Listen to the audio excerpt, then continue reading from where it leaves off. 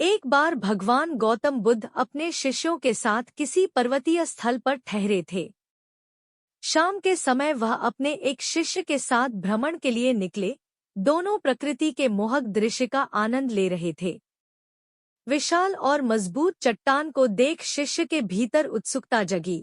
उसने पूछा, इन चट्टानों में तो किसी का शासन नहीं होगा क्योंकि ये अटल अविचल। शिष्य की बात सुनकर बुद्ध बोले कि नहीं, इन शक्तिशाली चट्टानों पर भी किसी का शासन है। लोहे के प्रहार से इन चट्टानों के भी टुकड़े टुकड़े हो जाते हैं। इस पर शिष्य बोला, तब तो लोहा सर्वशक्तिशाली हुआ। बुद्ध मुस्कराए और बोले, नहीं, अग्नि अपने ताप से लोहे का रूप परिवर्तित कर सकती है। उन्हें धैर्यपूर्वक सुन रहा शिष्य बोला, इसका मतलब अग्नि सबसे शक्तिवान है। बुद्ध ने फिर उसी भाव से उत्तर दिया, नहीं, जल अग्नि की उष्णता को शीतलता में परिवर्तित कर देता है तथा अग्नि को शांत कर देता है।